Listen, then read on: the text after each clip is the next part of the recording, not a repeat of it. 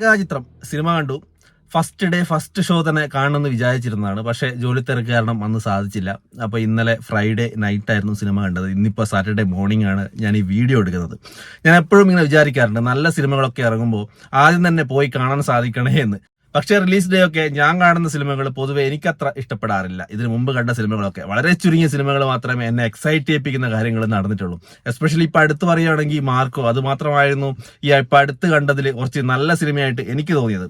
പിന്നെ രേഖാചിത്രം, ഈ ഒരു സിനിമയിലോട്ടേക്ക് വന്നു കഴിഞ്ഞാൽ ഈ ഒരു സിനിമ നിങ്ങൾ തിയേറ്ററിൽ പോയിട്ട് തന്നെ എക്സ്പീരിയൻസ് ചെയ്യേണ്ട ഒരു സിനിമയാണ്. അതായത് ഈ ഒരു സിനിമയുടെ നട്ടെല്ല് എന്ന് പറയുന്നത് ഈ സിനിമയുടെ സ്ക്രിപ്റ്റാണ്. അത് ഒരുപാട് കാര്യങ്ങൾ നമ്മളെ കണക്ട് ചെയ്യുന്ന ഒരു സിനിമയാണ്.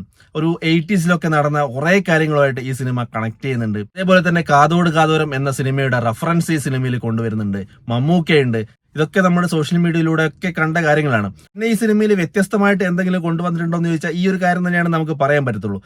80s നടന്ന ഒരുപാട് കാര്യങ്ങളുമായിട്ട് ഇത് കണക്ട് ചെയ്യുന്നുണ്ട്. പിന്നെ നമ്മൾ ട്രെയിലറിൽ കണ്ട കാര്യം തന്നെയാണ് സിനിമ. ഒരു സ്കെൽട്ടൻ കിട്ടുന്നു, ഒരു കാട്ടിനുള്ളിൽ ഒരു സ്കെൽട്ടൻ കിട്ടുന്നു, അത് ആരുടെ നിന്ന് കണ്ടുപിടിക്കുന്നു, കൊലപാതകമാണോ, അതെങ്ങനെയാണ് നടന്നതെന്ന് കണ്ടുപിടിക്കുന്നു. അത് തന്നെയാണ് ഈ സിനിമ മുന്നോട്ട് പോകുന്നത്. പക്ഷേ ഈ സിനിമ കണക്ട് ചെയ്തിരിക്കുന്ന, ആ സ്ക്രിപ്റ്റ് എഴുതിയിരിക്കുന്ന രീതി, എന്താ പറയാ, നമ്മൾ ഇതുവരെ കാണാത്ത ഒരുപാട് കാര്യങ്ങളുമായിട്ട് കണക്ട് ചെയ്തിട്ട് അതൊക്കെ കൊണ്ട് തന്നെ നമുക്ക് ഈ സിനിമ കാണാൻ ഭയങ്കര എൻഗേജിങ് ആയിട്ടിരിക്കും. കാരണം ആ ഒരു ബോറടി നമുക്ക് ഒരിക്കലും തോന്നില്ല ഈ സിനിമ കണ്ടിരിക്കുമ്പോൾ. അതായത് ഒരു പെർഫെക്റ്റ് സ്ക്രിപ്റ്റിംഗ് എന്നൊക്കെ പറയില്ലേ, പല കാര്യങ്ങളുമായിട്ട് കണക്ട് ചെയ്ത് പണ്ട് റിലീസ് ചെയ്ത കാതോട് കാതോരം എന്ന് പറയുന്ന സിനിമയായിട്ട് കണക്ട് ചെയ്യുക, ആ ഒരു കൊലപാതകം ആ സിനിമയുമായിട്ട് എങ്ങനെ കണക്ട് ചെയ്തു എന്ന് കാണിക്കുന്നത്, അതൊക്കെ നമുക്ക് തിയേറ്ററിൽ ഇങ്ങനെ കണ്ടിരിക്കാൻ നല്ല രസമുണ്ട്. അത് മാത്രമല്ല ആ ഒരു 80s കാലഘട്ടം കാണിക്കുമ്പോൾ ഒരുപാട് പേര്, അതായത് പഴയ നടന്മാരെയും ഒരുപാട് റെഫറൻസ് അതിൽ കൊണ്ടുവരുന്നുണ്ട്. അതൊക്കെ നമുക്ക് എന്താ പറയാ, ഒരു വളരെ വ്യത്യസ്തമായിട്ട് നല്ല രസമായിട്ട് തോന്നുന്നുണ്ട്. എസ്പെഷ്യലി പറയുവാണെങ്കിൽ മമ്മൂക്ക 80s എങ്ങനെയായിരുന്നു, ആ സിനിമയിൽ എങ്ങനെയായിരുന്നു അഭിനയിച്ചിരുന്നത്, ആ ഒരു നടത്തം, ആ ഒരു സംസാരം, അതൊക്കെ ഈ സിനിമയിൽ കാണുമെന്ന് പറയുമ്പോൾ നമുക്ക് കൂടുതൽ എക്സൈറ്റ്മെന്റ് ഉണ്ടാക്കുന്ന കാര്യങ്ങളാണ്. പക്ഷെ ഇതിൽ മമ്മൂക്കയുടെ ആ ഒരു റോള് AI വെച്ച് ചെയ്തതാണെന്നാണ് എല്ലാവരും പറയുന്നത്. പക്ഷെ ആ ഒരു റോള് AI വെച്ച് ചെയ്തതാണെന്നും നമുക്ക് സ്ക്രീനിൽ കാണുമ്പോൾ തോന്നത്തില്ല. കാരണം ആ ഒരു തരത്തിലാണ് ആ ഒരു റോളിന്റെ പെർഫോമൻസ്, മമ്മൂക്കയുടെ നടത്തം, ചിരി, അഭിനയം എല്ലാം തന്നെ നമ്മൾ 80s കണ്ട മമ്മൂക്കയുടെ, അല്ലെങ്കിൽ കാതോട് കാതോരം എന്ന് പറയുന്ന സിനിമയിൽ കണ്ട മമ്മൂക്കയുടെ റെഫറൻസ് അതിൽ എല്ലാവിടെയും ഉണ്ട്. കൂടുതൽ പറഞ്ഞു കഴിഞ്ഞാൽ ചിലപ്പോൾ അതൊരു സ്പോയിലറായി പോകും.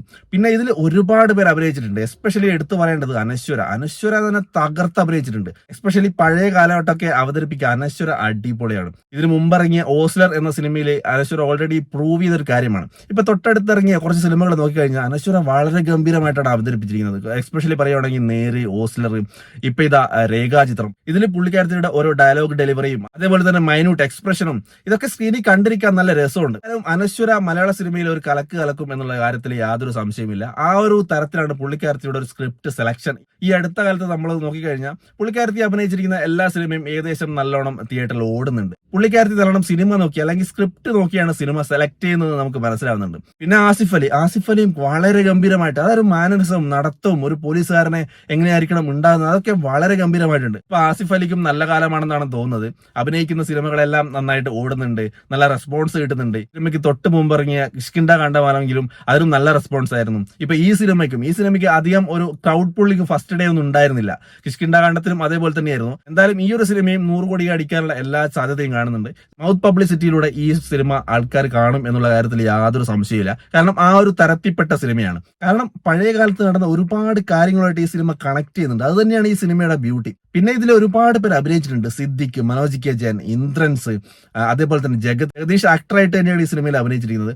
പിന്നെ മുകേഷിന്റെ ചെറിയൊരു റെഫറൻസ് കൊണ്ടുവരുന്നുണ്ട്. ഒരു കത്ത് വായിക്കുന്ന ഒരു സീൻ ഉണ്ടല്ലോ പണ്ടത്തെ ഒരു സിനിമയിൽ, അതായത് സിനിമയാണെന്ന് ഞാൻ കൃത്യമായിട്ട് ഓർക്കുന്നില്ല, മുത്താനംകുന്ന് PO ആണെന്ന് തോന്നുന്നു. ആ സിനിമയിൽ പറയുന്നുണ്ട്, പക്ഷെ കൃത്യമായിട്ട് എനിക്ക് ഓർമ്മ കിട്ടുന്നില്ല. അതൊക്കെ ആ റെഫറൻസ് ഒക്കെ കൊണ്ടുവന്ന് ആ കൊലപാതകമായിട്ട് എങ്ങനെ കണക്ട് ചെയ്തു എന്നൊക്കെ പറയുന്നത് വളരെ ഗംഭീരമായിട്ട്, അതായത് ഒരു പെർഫെക്റ്റ് സ്ക്രിപ്റ്റിംഗ് എന്ന് പറയുന്നില്ലേ, അതാണ് ഈ സിനിമ. ഈ ഒരു സിനിമ ഒരിക്കലും നമ്മൾ മൊബൈലിൽ കണ്ടു കഴിഞ്ഞാൽ നമുക്ക് എൻജോയ് ചെയ്യാൻ കഴിയില്ല. ഇത് തിയേറ്ററിൽ പോയിട്ട് തന്നെ എക്സ്പീരിയൻസ് ചെയ്യേണ്ട ഒരു കിടിലം ക്രൈം ഇൻവെസ്റ്റിഗേഷൻ സ്റ്റോറി എന്നൊക്കെ പറയില്ലേ, ആ ഒരു തരത്തിൽപ്പെടാവുന്ന സിനിമയാണ്. ഇത് എന്റെ വ്യക്തിപരമായ അഭിപ്രായമാണ്. ആ സിനിമ കണ്ടു കഴിഞ്ഞതിന് ശേഷം എനിക്ക് തോന്നിയ കാര്യം ഞാൻ ഈ വീഡിയോയിലൂടെ പറഞ്ഞതേ ഉള്ളൂ. എന്തായാലും നിങ്ങളുടെ അഭിപ്രായം ഒന്ന് കമന്റ് ചെയ്യും.